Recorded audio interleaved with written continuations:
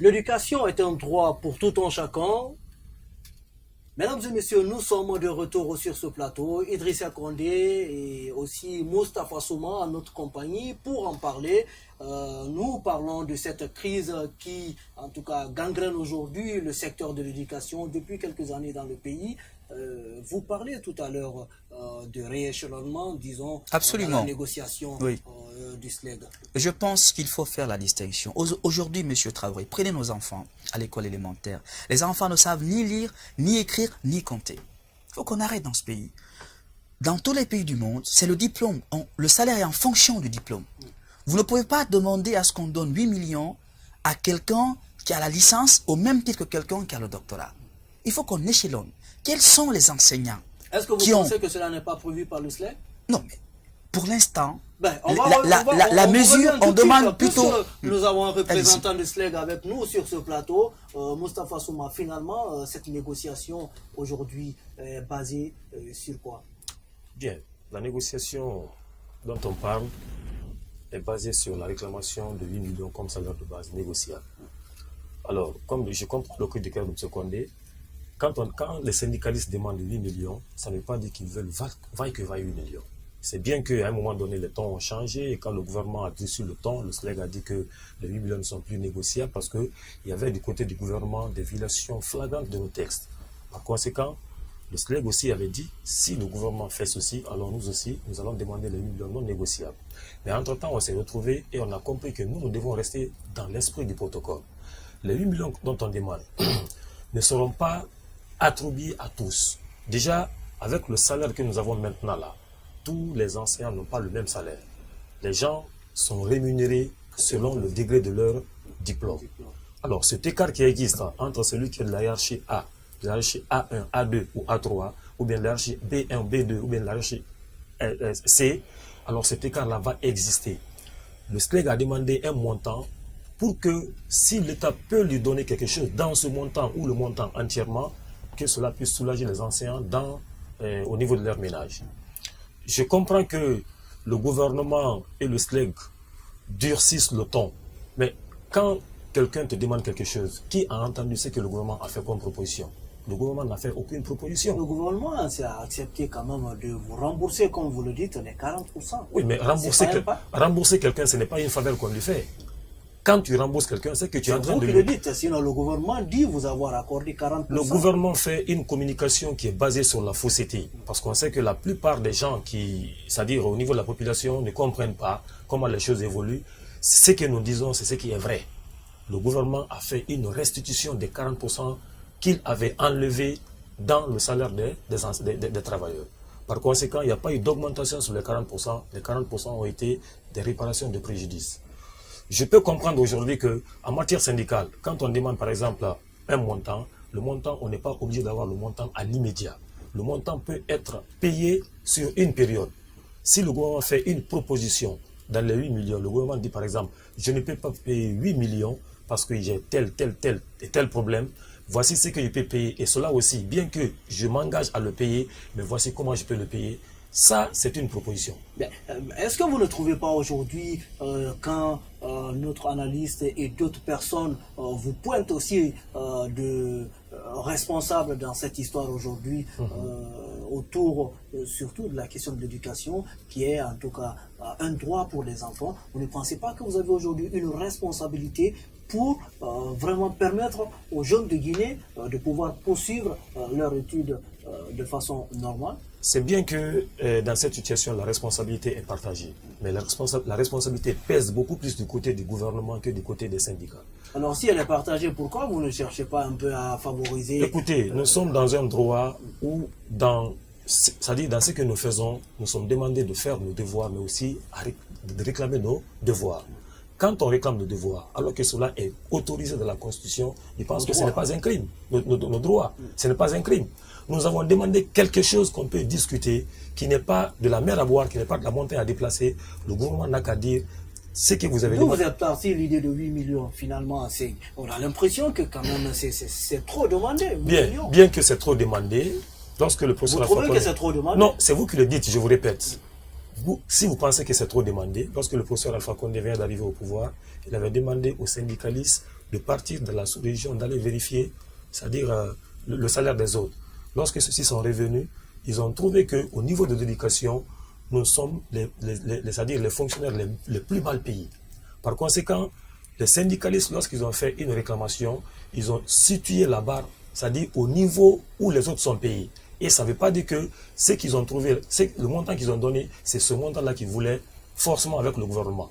Donc, si le gouvernement avait la volonté de payer, le gouvernement n'avait qu'à faire des propositions parce qu'on n'est pas parti quand même. Vous voulez nous dire dans cette émission que tout est parti du président de la République? Tout est parti du président de la République, justement. Parce que c'est lui qui avait demandé que les gens partent au niveau de la sous-région pour aller comparer le salaire du Guinéen au salaire des autres. Et quand on est venu lui faire le compte rendu, il a compris que l'écart était trop grand. Mais comme il ne s'occupait pas du dossier, raison pour laquelle ils ont demandé ce que les autres prennent comme salaire pour que cela soit discuté à notre niveau afin qu'on puisse aussi évoluer au niveau de l'amélioration des conditions. Cette information dans cette émission, pour vous, est-ce une mauvaise communication ou bien est-ce une mauvaise lecture finalement de la présidence de la République sur tous ces faits autour de l'administration guinéenne? Je pense que le président de la République et son gouvernement et le syndicat, M. Traoré, doivent travailler à nous sortir de cette situation qui n'honore personne. Je rappelle que ça n'honore personne, ni le gouvernement, ni le SLEC. Et à un moment donné, il faut mettre la nation au-dessus des intérêts particuliers. Vous savez, M. Traoré, l'histoire est têtue. Aujourd'hui, on vit cette situation, mais on fait du mal à qui? À nos enfants, nos propres enfants. Les enfants ne vont pas à l'école. Partez en classe. Voyez le niveau. Je suis d'accord pour les salaires, mais en même temps, moi je pensais que le SLEC devait mettre l'accent sur la qualité des ressources humaines. Aujourd'hui, les enseignants, 80%, une bonne 50% des enseignants guinéens n'ont pas le niveau. Beaucoup n'ont pas le niveau, beaucoup ne méritent pas d'enseigner. Il faut autant réclamer de bons salaires, mais il faut exiger un enseignement de qualité. Vous êtes en même temps enseignant-chercheur au niveau du supérieur. Oui. Pour vous, aujourd'hui, quand M. Souma dit sur ce plateau, le risque est très grand quand des enseignants sont forcés pour venir dispenser des cours. Mais écoutez, qu'est-ce que à un cela moment, insinue finalement? écoutez, le pouvoir public a la responsabilité de l'éducation. Il faut bien comprendre le gouvernement. Y a-t-il un danger des enseignants qui sont obligés en salle de classe pour enseigner? Autant, M. Traoré, autant le syndicat a le droit d'aller en grève, autant le gouvernement a l'obligation de former les enfants de ce pays-là. Je rappelle simplement que depuis 1984, toutes les promotions ont chômé dans ce pays. Il y a plus de combien de nous formons à l'enseignement supérieur. Il y a combien de jeunes Guinéens qui ont la licence de maîtrise et de licence aujourd'hui, qui ont le diplôme de licence et de maîtrise, qui sont capables d'enseigner. À un moment donné, il faut qu'on réfléchisse. Tous ces gens sont en train de chômer. Pendant que d'autres rejettent 2 millions, ces gens-là sont prêts à prendre 2 millions pour venir enseigner. Bref, la discussion, pour la nation, faire venir des gens qui n'ont pas suivi de pédagogie pour enseigner dans un pays. Justement, je veux dire que personne n'est indispensable. Et qu'à un moment donné, il faut qu'on sache que nous avons des Guinéens qui sont formés et qui peuvent enseigner. Il suffirait qu'on leur fasse des cours de pédagogie pour qu'ils enseignent. Mais généralement, plus de 3 ans pour se former dans les oui, mais déjà ceux qui enseignent n'ont pas le niveau. Moi, je suis d'accord avec le SLEC sur la qualité de vie de l'enseignant guinéen. Je suis d'accord qu'on augmente les conditions de vie. Je suis d'accord qu'on mette l'enseignant dans les conditions. Moi-même, je suis enseignant. Je suis d'accord. Mais je vous dis, honnêtement, la méthode pose problème. Un syndicat ne peut pas défier un État. Qu'est-ce que vous aurez proposé? J'aurais proposé que le syndicat accepte de continuer à négocier tout en maintenant l'éducation des enfants, c'est-à-dire en continuant d'aller enseigner. Accepter de négocier en levant le mot d'ordre de grève? Non, en continuant à enseigner. Il faut que les enseignants acceptent d'assumer leurs obligations. Les gens ont choisi librement d'enseigner. Les gens ont librement choisi d'enseigner. Il faut qu'ils acceptent d'aller enseigner parce que comment on va vous payer un salaire ou alors que vous n'allez pas en classe? Il faut qu'on arrête dans ce pays. C'est votre avis, Idriss Moustapha Souma, pour vous? Oui, lorsque la droit, excusez-moi, lorsque la grève est reconnue, lorsque le protocole qu'on a face au gouvernement est reconnu par les deux parties et que les gens sont témoins de cela, rien ne nous montre, aucun texte, aucun passage de nos textes ne montre que lorsqu'on n'est pas en classe, au niveau des fonctionnaires d'État bien sûr, qu'on doit être privé de son salaire. Objection, je suis désolé, c'est le salaire qu'on paye. Non, Référez-vous. ça se dit au niveau du code du travail. Non, mais je vous le dis. Non, mais, montrez-moi un passage au niveau de la loi L028. Mais je vous dis, monsieur Souma, c'est le salaire qu'on paye, c'est le travail qu'on paye. On ne peut pas payer quelqu'un qui n'a pas travaillé. Ça, je suis désolé. Il n'est dit nulle part qu'un fonctionnaire qui est en grève, j'ai un audio, c'est-à-dire j'ai un enregistrement audio du président de la République lorsque la grève, c'est-à-dire la grève pour l'obtention de 40%. Au cours de cette grève-là, les membres de l'APA sont partis du voir pour dire que les enseignants ont chômé 12 jours et que les 12 jours doivent être défalqués dans leur salaire. Le président a dit clairement qu'il a été enseignant, qu'il a été également syndicaliste. Quand un fonctionnaire est en grève, que même si l'intéressé a tort, et je ne dis pas parce que nous avons tort, que l'intéressé ne doit pas couper son salaire parce que c'est précision. Il n'est pas quelqu'un qui évolue au niveau des entreprises et au niveau des sociétés. Je comprends quand M. Traoré dit que les gens ne sont pas bien formés. Voilà, M. Condé parle ainsi. D'abord, c'est l'État qui a charge de former les gens. Quelqu'un qui a été mal formé à l'école, que l'État, c'est-à-dire a engagé, sans tenir compte de ses, c'est-à-dire de toutes ses compétences, d'abord académiques, sans lui apporter également, c'est-à-dire la formation pédagogique. Si l'État le met, c'est que c'est l'État qui veut sacrifier les enfants. Comment est-ce que les enseignants... Donc vous faites porter le chapeau à l'État finalement. Je fais porter le chapeau à ceux-là qui sont en classe et qui ont le minimum de formation académique sans pouvoir donner des formations, c'est-à-dire transmettre les savoirs parce que tout simplement ils sont en manque de formation pédagogique.